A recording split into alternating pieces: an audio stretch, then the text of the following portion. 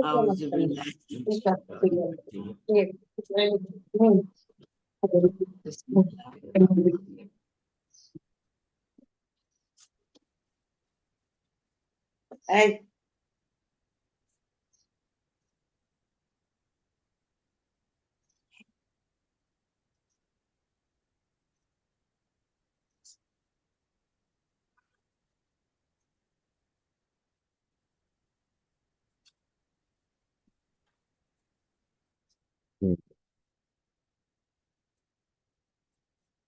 Sharing এ আমরা আসলাম।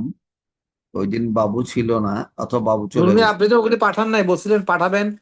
ওগুলা collection যা করতে পারি পাঠিয়েছে ওগুলো শিখ। না না ওই হ্যাঁ, পাঠান নাই তো। ওই যে আমি ওই যে যাকে দিয়ে করাবো তাকে দিয়ে আর হুম, আসলে ভুলেও গেছি। এর মাঝখানে এই যে হুম। ওই যে কোন নাম কি যেন, খালেদের এই খাওয়া দৌড়াদৌড়ি। দাওয়া হ্যাঁ কেমন আছে? কাল বাসায় চলে গেছে। হ্যাঁ, ওর তো কোনো ডায়াগনোসিস কিছু হয় না। আচ্ছা, হ্যাঁ। কিছু আপু পাওয়া বলো যায় না, নাই। Hyper tension. সবই নর্মাল, ওই প্রেসারটাই আপ ডাউন করতেছিল। হুম, আবার আজকে কি যেন সিরাম ক্রেটিনিন, তারপর কি হুম। ট্রপো প্রোপোনিন। ট্রপোনিন, এবং ওই যে একটা ইসিজি করতে বলছে আজকে। আচ্ছা আচ্ছা। ওকে বা পিজিতেই করবে না, চলে গেছে তো, না না বাসায় না চলে গেছে। আসলে ওই ওই বাসার কাছে করবে। হ্যাঁ মানে করবে না, আমরাই। খোকা তো একবার বলছে রেখে দেই, আবার একবার বলে যে না ছেড়ে দেই। তো ওই যে শিউলির জন্য আমি বললাম ঠিক আছে চলে যাক, বাসায় থাকলেই গেলে ভালো হইতো। বাসায় গেলে সে একটু হয়তো নিজে কমফোর্টেবল ফিল করবে। ডায়াগনোসিস আগে, কমফোর্টেবিলিটি পরে। হ্যাঁ না ওই তাইলে আমরা রেখে দিতে পারতাম, আজকে থাকতো হ্যাঁ, তা আজকে সকালবেলা করতে পারতো আর কি। হ্যাঁ, সব শেষ করে চলে যেত। আজকে সকালবেলায় 3টা করলে তার হুম, মানে কষ্ট কম হইতো। এখন তো তার কষ্ট হ্যাঁ, হবে, 3 তাল থেকে নামতে হবে, আবার হ্যাঁ, 3 তলায় উঠতে হবে। হ্যাঁ। ওই মেয়েটা চাচ্ছিল আর আমরাও একটু চাচ্ছিলাম গরমের জন্য, সেজন্যই পাঠাই দিছি আর কি। দেখা যাক। হ্যাঁ। আচ্ছা, তাইলে আপু, তোমার আপু যে কথা বলতেছো তোমরা, এই জন্য তোমার আপু মনে হয় একটু ইয়েতে আছে আর কি। হ্যাঁ। আচ্ছা, তা আমরা সেই দিন এই যেটা সামারি করছিলাম, বিসমিল্লাহির রহমানির রহিম, হুম, আমরা বলেছি যে ক্রিয়া, দেখেন কি লিখছে, পূর্বের অধ্যায়ে আমরা উল্লেখ করেছি যে বর্তমান কাল ক্রিয়া রূপের মধ্যে কোন ক্রিয়ার মাঝের বা দ্বিতীয় মূল অক্ষরে পেশ, কোন ক্রিয়ার দ্বিতীয় মূল অক্ষর জবর, এবং কোন ক্রিয়ার দ্বিতীয় মূল অক্ষরে জের হতে পারে। হুম, মানে আমাদের মূল যে ক্রিয়া 3 অক্ষরের, সেটার প্রথম অক্ষর এবং তৃতীয় অক্ষরে মনে আসতে পারছে যে মরুপা, আসসালামু আলাইকুম।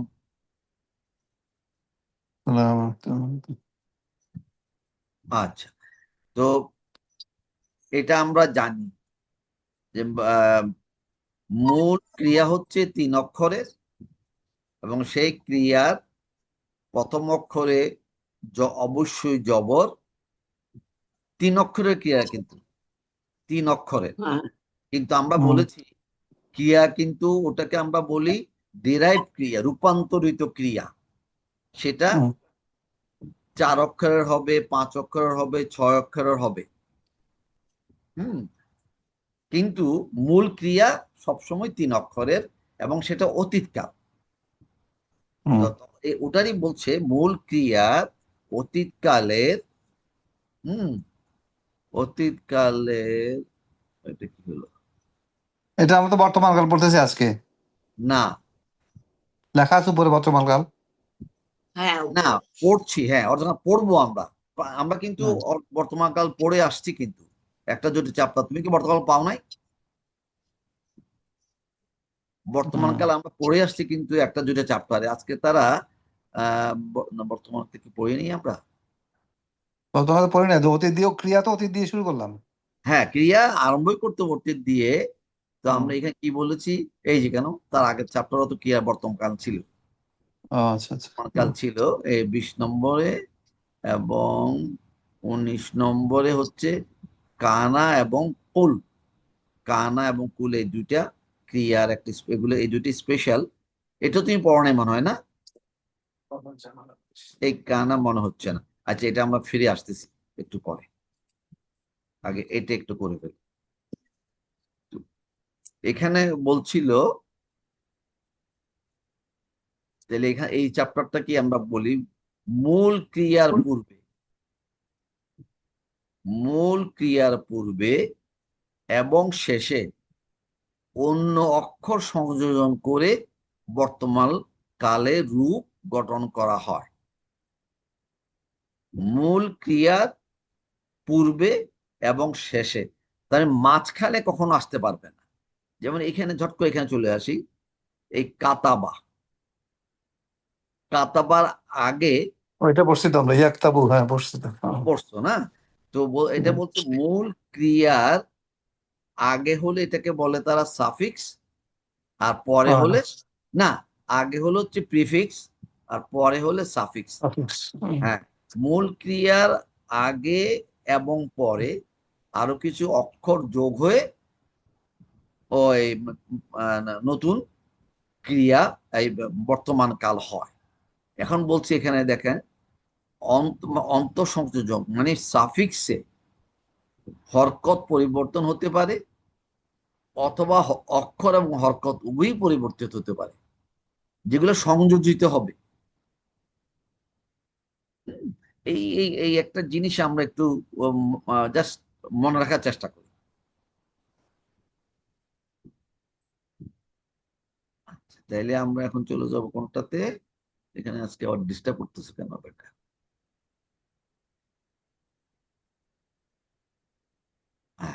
এইবার ওকে।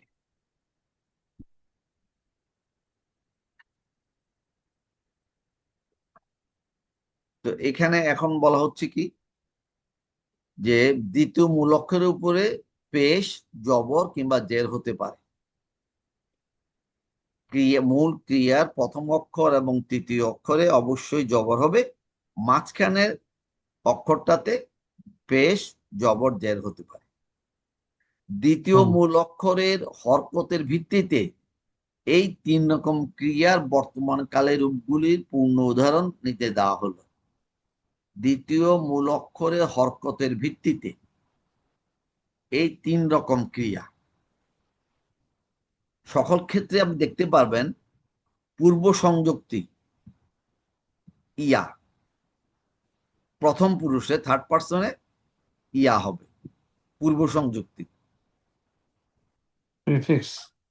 হ্যাঁ, তারপরে পূর্ব সংযুক্তি তা মধ্যম পুরুষের জন্য, কিন্তু ব্যতিক্রম আছে আবার। প্রথম পুরুষ স্ত্রীলিঙ্গ, এক বচন এবং দ্বিবচন। এটা আমরা চার্টে গেলে আমাদের সুবিধা হবে। পূর্ব সংযুক্তি আলিফ উত্তম পুরুষ আমির প্রতিনিধিত্ব করে, আর পূর্ব সংযুক্তি না উত্তম পুরুষ আমরার প্রতিনিধিত্ব করে। তো এইটা বলতে চাচ্ছে যে অতীত কাল থেকে যদি আমি একটা ক্রিয়াকে বর্তমান কালে নিতে যাই, তবে এখানে কি সংযুক্তি হবে? ইয়া, তা, আ, না সংযুক্তি মানে প্রথমে আসবে। ইয়া, তা, আ, না দেখলেই আমি প্রথম মাথায় চলে আসতে হবে এটা বর্তমান কালের একটা ক্রিয়া হতে পারে। হতে পারে, হবেই কথা নাই, কিন্তু হতে পারে। আর এখানে বলা যেমন সাধারণ নিয়মের ব্যতিক্রম নয় এমন ক্রিয়া রেগুলার ভার্বের প্রথম মূল অক্ষর সকল ক্ষেত্রে সুকুন থাকবে। মানে বলছে যে এই যে যখন এটা আমি ইয়া দিব, তা দিব, আ দিব অথবা না দিব, তখন হ্যাঁ বর্তমানকালে আমি বর্তমান কথা বলছি, তখন কি হবে? মূল ক্রিয়ার প্রথম অথবা প্রথম মূল অক্ষর সকল ক্ষেত্রে কি হবে? সুকুন থাকবে। এই 5টা জিনিস আমরা মাথায় রাখলাম। এখন দেখো এখানে কি বলছে, কাতাবা একটা ক্রিয়া, এটার মাঝখানে জবর আছে, আগে এবং পরে তো জবর থাকতেই হবে। তাইলে এখানে কি চারটা কি হলো, ইয়াক তুবু, প্রথম মূল অক্ষর কি হলো, সুকুন। এটা ছিল কাতাবা। যখন এটাকে আমি বর্তমান কাল করব, তার আগে প্রথম কি দিব, ইয়া দিব। ইয়া হচ্ছে কি, প্রথম পুরুষের চিহ্ন, হুম হুম প্রথম পুরুষ এবং পুল্লিঙ্গ, ইয়া। হুম আর প্রথম পুরুষ স্ত্রীলিঙ্গেরও চিহ্ন, কিন্তু চিহ্ন হচ্ছে তা, এটা আমরা ভুলে যাই, এটা এখন পড়ি না। ইয়া হচ্ছে প্রথম পুরুষ পুল্লিঙ্গের চিহ্ন চিহ্ন, তা হচ্ছে মধ্যম পুরুষ পুল্লিঙ্গের চিহ্ন। আমরা হুম স্ত্রীলিঙ্গের কথাটা এখন ভুলে যাই এই মুহূর্তে। হুম উত্তম পুরুষের প্রথম পুরুষের চিহ্ন হচ্ছে কি, প্রথম পুরুষের আ, এবং বলছিল বহুবচনের জন্য না, প্রিফিক্স। তাহলে ইয়া, তা, আ, না, এই সবগুলি কিসের জন্য, পুল্লিঙ্গের জন্য। এখন তারা ওখানে বলে দিয়েছে, ওই ব্র্যাকেটে লিখে দিয়েছিল ব্যতিক্রম কিছু আছে। যেমন প্রথম পুরুষ স্ত্রীলিঙ্গ হচ্ছে তাকতুবু, একদম মধ্যম পুরুষের মতোই। তা আমরা সেদিন গত ক্লাসে বলছিলাম, তো এটা তাকতুবু, পরেরটাও তাকতুবু। প্রথমটা হচ্ছে তাকতুবুটা হচ্ছে প্রথম পুরুষ স্ত্রীলিঙ্গ, দ্বিতীয় তাকতুবু হচ্ছে মধ্যম পুরুষ পুল্লিঙ্গ।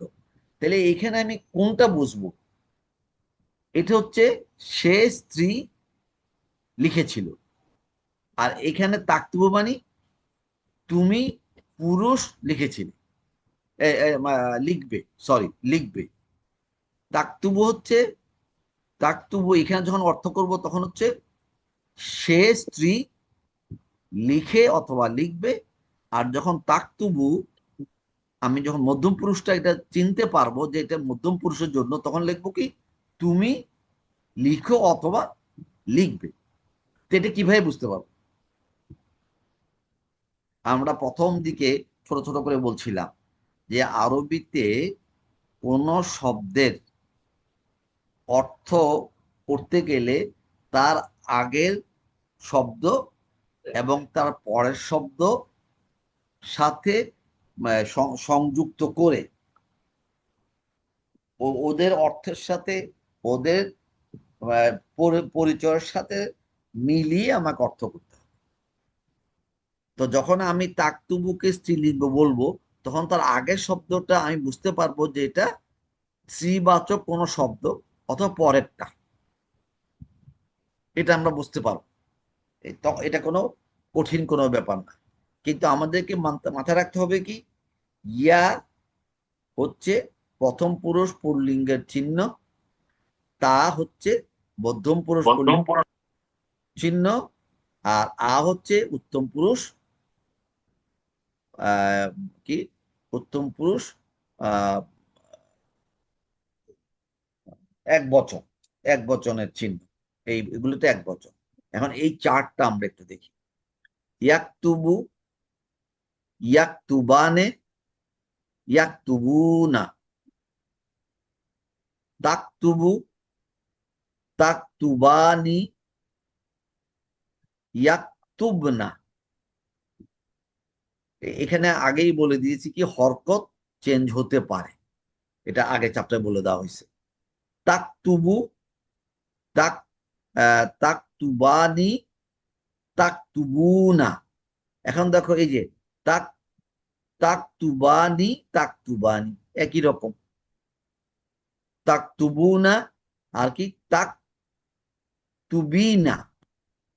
তাকতুবু হচ্ছে মধ্যম পুরুষ পুল্লিঙ্গ, আর তাকতুবিনা হচ্ছে মধ্যম পুরুষ স্ত্রীলিঙ্গ।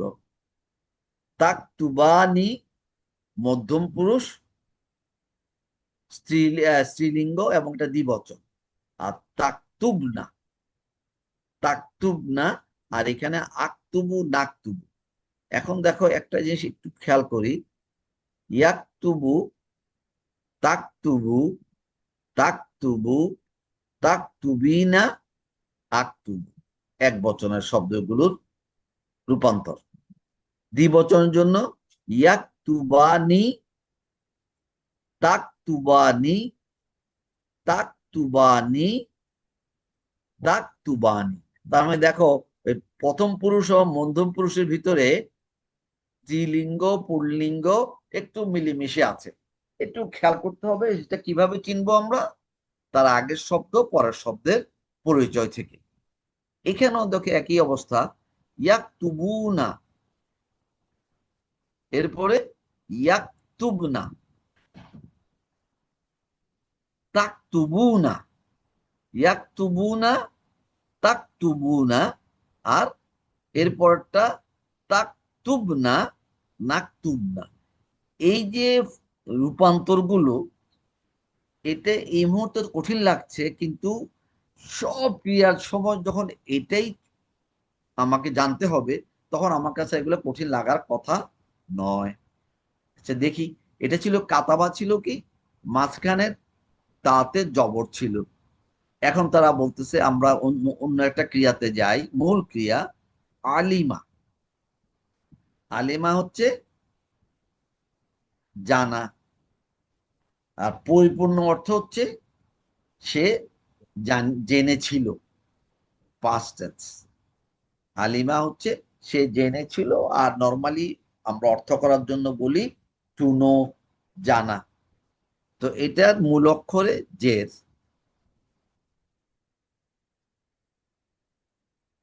এখন ওটা কি বলছে, আলিমা মূল ক্রিয়ার বর্তমান কাল রূপে দ্বিতীয় মূল অক্ষর জবর গ্রহণ করবে। আচ্ছা দেখি কি বলছে, ইয়া আলামু, ইয়া আলামু। দেখো এখানে ছিল কি আলিমা, এখানে ছিল কাতাবা, ইয়াকতুব। এখানে লিখে দিয়েছিল কিন্তু কাতাবা মূল ক্রিয়ার বর্তমান কাল রূপে দ্বিতীয় মূল অক্ষরে পেশ গ্রহণ করবে। আমরা এটা বলতে ভুলে গেছিলাম। কাতাবা, ইয়াকতুবু, তাকতুবু, তাকতুবু, তাকতুবিনা, আকতুবু। তার মানে দ্বিতীয় মূল অক্ষরে কি থাকতেছে, সবসময় পেশ থাকতেছে। যখন যখন মূল ক্রিয়ার মাঝের অক্ষরে জবর ছিল। এখন মূল ক্রিয়ার মাঝের অক্ষরে যখন জেড থাকবে, তখন ওরা বলছে যে এটা এই দ্বিতীয় মূল অক্ষরটা কি করবে, জবর নিবে। আলিমা, ইয়া আলামু, আলিমা, ইয়া আলামু। তারপরে কি ইয়া আলামু, তা আলামু, তা আলামু, তা আলামিনা, আলাম, আলামু, আর আলামু, না আলাম। এখন একটু এটা দেখি, এই দেখেন এখানে কি আছে, ইয়াকতুবুনা কাতাবাতে, এখানে আলিমাতে আসছে কি ইয়া লামুনা। এখানে দ্বিতীয় মোড়ক পেশ ছিল, এখানে দ্বিতীয় মূল অক্ষরে জবর আছে। এই চেঞ্জটা হচ্ছে যখন কি হয়, এই মূল ক্রিয়ার মাঝখানের অক্ষরে যদি জবরের জায়গায় জের হয়। এটাও কিন্তু ফর্মুলা। কাতাবা হলে হবে ইয়াকতুবু, আলিমা হলে হবে ইয়া আলাম। এরপরে আরেকটা আবার এটার ব্যতিক্রমও আছে। ওরা বলতেছে এই দেখুন, রজা আ, মূল ক্রিয়া জবর, কিন্তু দ্বিতীয় মূল অক্ষর কি গ্রহণ করতেছে, জের গ্রহণ করতেছে। তো এটা এই কথা তুমি প্রথম লাইনেই বলছে তো। না, তা কি বলছে দেখো তো। হ্যাঁ, প্রথম লাইনেই কথাটাই বলছে যে চেয়ের মধ্যে ওই চেয়ের জবর পেশ তিনটাই হইতে পারে। এই যে প্রথম লাইন, বর্তমান ক্রিয়ার উপর মধ্যে কোন দ্বিতীয় ক্রিয়া মূল অক্ষরের পেশ, দ্বিতীয় জবর, না এটা জের। বলছিলাম কিছু বর্তমান কাল ক্রিয়ার উপর মধ্যে। হ্যাঁ হ্যাঁ, হুম এটাই রাইট, এটাই এখানে এটাকে প্রথম বলা আছে। হুম। ঠিক, একই রকম কিন্তু বর্তমান এই অতীতকালেরও তাই। মাঝের দ্বিতীয় অক্ষর কি পেশ হতে পারে, জবর হতে পারে, জের হতে পারে। এখানেও তাই, কিন্তু কখন জবর হবে, কখন জের হবে, কখন পেশ হবে, এইটা আমাদের চিন্তা একটু জানতে হবে। যেই একটা বই আমি বাবুকে পাঠানোর কথা ছিল, পাঠাই নাই, ছোট্ট একটা সাদা বই, যেখানে মোটামুটি কোরআনে যে সমস্ত ক্রিয়া আছে অলমোস্ট ভালো। সবগুলো ক্রিয়ার এই রূপান্তরের চার্টটা দেওয়া আছে, ফর ইউর রেফারেন্স। হ্যাঁ, বলছিলেন পাঠাবেন, পাঠাতে ভুলে গেছেন মনে হয়। আমি দেখি একটু ইয়ে করে নেই। তো এই জন্যই এগুলো খুব, ওই বইটা দেখে আমার মনে হয়েছে আমরা ছোটবেলায় যেভাবে টেন্স পড়ছি না, টেন্স, হ্যাঁ হ্যাঁ পাস্ট, প্রেজেন্ট, পাস্ট, ফিউচার, হ্যাঁ ওইটাকে আবার 4 ভাগে ভাগ করছি না আমরা, কন্টিনিউয়াস, হ্যাঁ পারফেক্ট, পারফেক্ট কন্টিনিউয়াস। হ্যাঁ, ওইভাবে যদি পড়া যায় তাইলে অনেক ইজি হবে আর কি। তা তো বটে, কিন্তু এখন তো ওই আমাদের, বইটা দেখে মনে হয়েছে, নাইলে কঠিন আছে। হ্যাঁ না, কঠিন তো বটেই। একটা ভাষা তুমি শিখবা, অর্থ শিখবা, কঠিন হবে না? কঠিন তো হবেই। মৌলানারা 12 বছর শিখে, আর তুমি 12 মাস অথবা 12 ইয়েতে দিনে চিনতে ইয়ে ওইটা করতে আসলে চাও। শেখা, হ্যাঁ, আর ওইটা না ছোটবেলা কিন্তু থেকে শেখা যাচ্ছে না। না, কিন্তু এই বইটা কিন্তু বলেছে, হুম, যারা, বারবার একই কথা বলি, যারা কোরআন শরীফটা হুম, শুদ্ধ করে এবং ভালো পড়তে পারে, কন্ডিশন হুম। আছে কিন্তু, শুদ্ধ করে ভালো পড়তে পারে, তাদের জন্য এই বইটা হচ্ছে only 40 hours, 40 40 hours hours class. হ্যাঁ, কঠিন। কঠিন তো বটেই, যেহেতু আমরা কোনোটাই তো ভালো করে শিখি নাই। আচ্ছা, তো আমার তো 400 hours হবে না। কাতাবা ইয়াকতুবু, আলিমা ইয়ালাম। এখন তুমি বলতে পারো কাতাবা ইয়াকতুবু হলো, আলিমা ইয়ালামু কেন হলো? আল্লাহ এইভাবেই কোরআনে হুম, পাঠিয়েছেন, এইভাবেই আমাকে শিখতে হবে। হুম, আচ্ছা, আরেকটা আছে, কাতাবা ইয়াকতুবু, কিন্তু এখানে বলা আছে কি রজা আ ইয়ার জেও, ওখানে হুম, তিনোটাই জবর ছিল, হলো ইয়াকতুবু, আর এখানে তিনোটাই জবর আছে, কিন্তু এটা হয়ে গেল কি ইয়ার জেও। কেন হলো?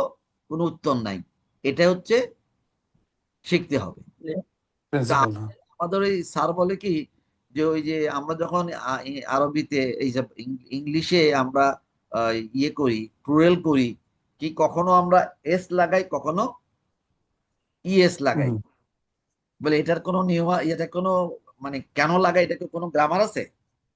নাই। হুম, এইভাবেই আমাদের শিখতে হবে। তবে হুম, আছে মনে হয়, এটা আমরা আহ, তো ভাষাবিদরা বলতে পারবে। তাহলে এখানে তিনটা হলো। এখন জাস্ট বলে রাখি বলার জন্যে, যে এই যে কাতাবা, এই একটা গ্রুপ ক্রিয়া, কাতাবা এই একটা গ্রুপ, এই গ্রুপের ক্রিয়ার সবগুলো ফর্ম কিন্তু এরকম হবে, এরকম হবে। মানে ইয়াকতুবু, তাকতুবু, আকতুবু, নাকতুবু হবে। আলেমা ক্রিয়ারও কিছু গ্রুপ আছে, মানে এর সাথে আরো 50টা হয়তো ক্রিয়া আছে, কিংবা 8টা ক্রিয়া আছে, সেগুলো এই ফর্মে হবে। রজা কিন্তু আরেকটা গ্রুপ, যদিও কাতার ভিতরে ছিল, কিন্তু রজা আরেকটা গ্রুপ, সেই গ্রুপের ক্রিয়াগুলো সব একই রকম হবে। এবং কোনটা রজা গ্রুপে গেল, কোনটা কাতাবাতে গেল, এইটা আমাদেরকে একটু ওই প্র্যাকটিস, কিছু করার নাই, এখানে কোনো শর্টকাট বুদ্ধি এই মুহূর্তে বলতে পারছি না। আচ্ছা, গেল তো, হুম, আরো কয়েকটা ছিল তোরা দেয়নি। এখানে মনে হয় 6টা গ্রুপ আছে, 6টা গ্রুপ, এবং এইভাবে তাদের চার্ট গুলো আমাদের মনে রাখতে পারলে কোনো সুবিধা হবে। আচ্ছা, হুম, এখন বলা হচ্ছে মুড। আমরা ওই দিন বলছিলাম, প্রথম যে আমাদের এই বইয়ের প্রথম এই পৃষ্ঠাটা ছিল, আমরা বলছিলাম ক্রিয়াকে চিনতে হলে তার কাল, তার বচন, তার কি যেন লিঙ্গ, লিঙ্গ। এবং আরেকটা কি, চারটা, এগুলো একটু মনে রাখতে হবে। আমারই মনে থাকে না, অতএব বলে রাখতে বলতে আপনাদের বলতে তো এটা আমার জন্য ঠিকই হচ্ছে না। তাহলে এই চারটা, কিন্তু এরপরে আরো কিছু ক্রিয়ার ফরমেশন হয়। এটা একটা হচ্ছে এই মুড, মুড ভাব,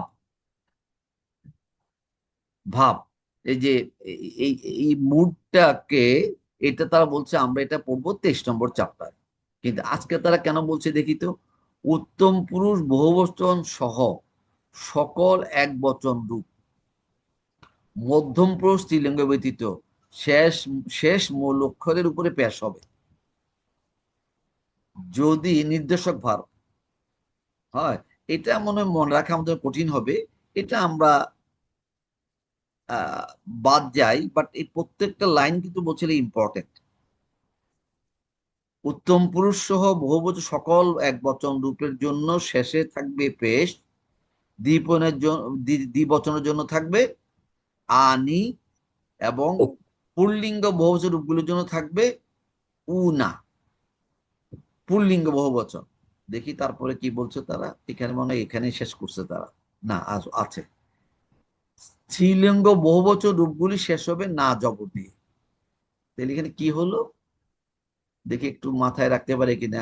পুল্লিঙ্গ বহুবচন গুলি হচ্ছে না জবর দিয়েই হবে, তার আগে কি থাকবে পেশ ওয়াও নুন। আর এখানে তারা কিছু বলে নাই, থাকুক, এটা আমাদের মনে রাখাটা কঠিন হয়ে যাবে। কিন্তু এখানে একটা জিনিস আমরা মনে মনে করি, ওরা বলছে এটা খুব জরুরি, এটা কিন্তু করোনা খুব জরুরি, কিন্তু আমি এখনো এগুলা বুঝতে পারি নাই, অর্থ করতে গেলে আমরা পারি না, ওই দেখে আমরা বলি যে ও আচ্ছা এখানে এটা হচ্ছে। পূর্বের পৃষ্ঠায় 1, 2, 3 ক্রমিকে বর্ণিত বিষয়গুলো মনে রাখা গুরুত্বপূর্ণ, বিশেষ করে আমরা যখন ক্রিয়ার অন্যান্য ভাব আলোচনা করব। তাহলে আমরা একটু আগে এটা এটা কি বললাম, নির্দেশক ভাব, তারপরে বলছে সাপেক্ষ ভাব, জুসিভ ভার্ব, এবং অনুজ্ঞা ভার্ব। যেমন আমরা বারে আমি বলতেছিলাম কুল, কুল মানে তুমি বলো, তো এটা তুমি কি, বলো। এটা হচ্ছে অনুজ্ঞা ভাব। তাইলে এখানে বলছে যে এটাও কিন্তু আমার জানতে হবে অর্থ করার জন্য। তো এইখানে তাহলে ভাব অথবা মুড তাহলে কয়টা হলো, চারটা। নির্দেশক ভার্ব, সাপেক্ষ ভার্ব সাবজাংটিভ বলে, তারপরে জুসিভ ভার্ব, আর একটা হচ্ছে অনুজ্ঞা ভার্ব। জাস্ট নামগুলো আমরা আজকে এখানে ওনারাও দিয়ে বলছি, আমরা এটা জেনে রাখলাম, এটা তো পরে আমরা যদি পড়তে পারি।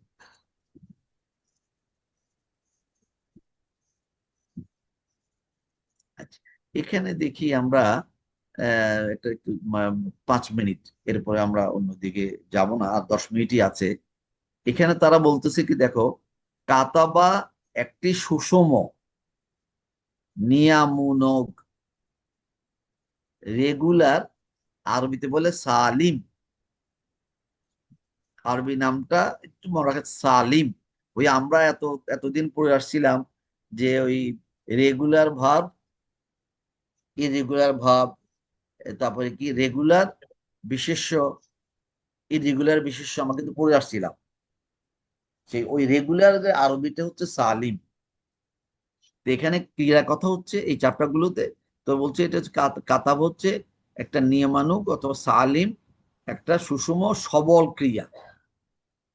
দুর্বল ক্রিয়া সবল ক্রিয়া যখন বললো, তো দুর্বল ক্রিয়া একটা বলছিল, এটা কি আমাদের জানা আছে? কলা। হ্যাঁ, আমরা 2টা চ্যাপ্টার ওটা কিন্তু স্পেশালি বলেছে। কলা এটা হচ্ছে দুর্বল ক্রিয়া, কানা এটা দুর্বল ক্রিয়া। এখন দুর্বল ক্রিয়া কখন হয় এটা বলছে দেখো, বলেই আমরা শেষ করি আজকে। পরবর্তী পৃষ্ঠার এক নম্বরে বলছে ইয়াশা উ, সে ইচ্ছে করে। ক্রিয়াটির রূপ হচ্ছে শাআ। ইয়াশা হচ্ছে কি বর্তমান কাল, ইয়াটা হচ্ছে বর্তমানকালের চিহ্ন, আর তার ক্রিয়া রূপটি, আসল রূপটি বলতেই ওরা বলছে কি অতীতকালের রূপ শাআ। হ্যাঁ, ইয়াশা হচ্ছে এই শাআর বর্তমান কালের রূপ, শাআর বর্তমান কালের রূপ। ইহা একটা দুর্বল ক্রিয়া, থাকুক। নিচে নিম্নলিখিত কারণে কোনো ক্রিয়াকে দুর্বল ক্রিয়া বলবো আমরা। ক্রিয়াটির যে কোনো একটি মূল অক্ষর দুর্বল অক্ষর হবে, ওয়া এবং ওয়া অথবা ইয়া, তিনটা অক্ষরের ভিতরে একটা হবে ওয়া অথবা ইয়া। যদি হয় এটাকে বলবো আমরা দুর্বল ক্রিয়া।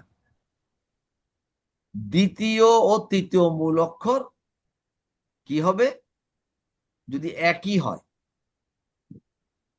হয়, দল্লা, এটা আমরা ওই আগে বলার সময় বলছিলাম, দল্লার প্রকৃত রূপ এই যে লিখে আছে দলালা,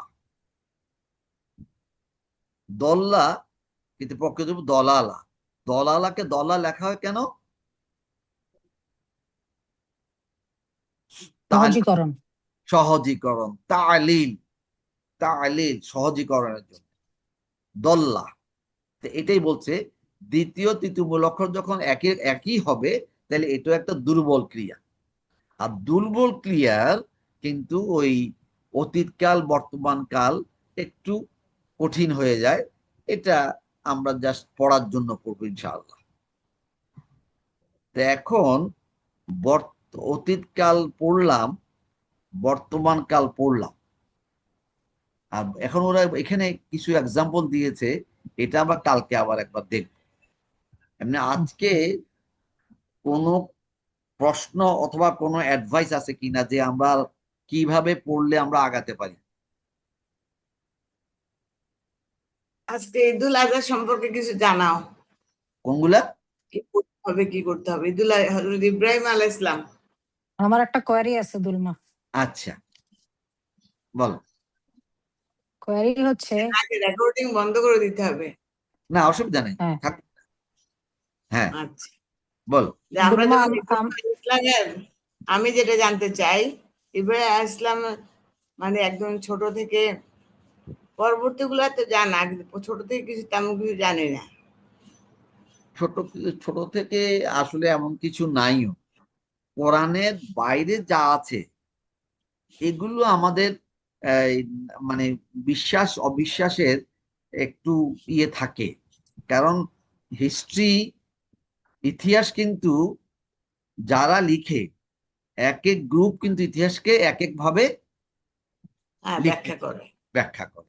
সেই জন্য আমরা ওই ইতিহাস নিব যে ইতিহাসটা কোরআনে সাপোর্ট করে অথবা কোরআনে আছে।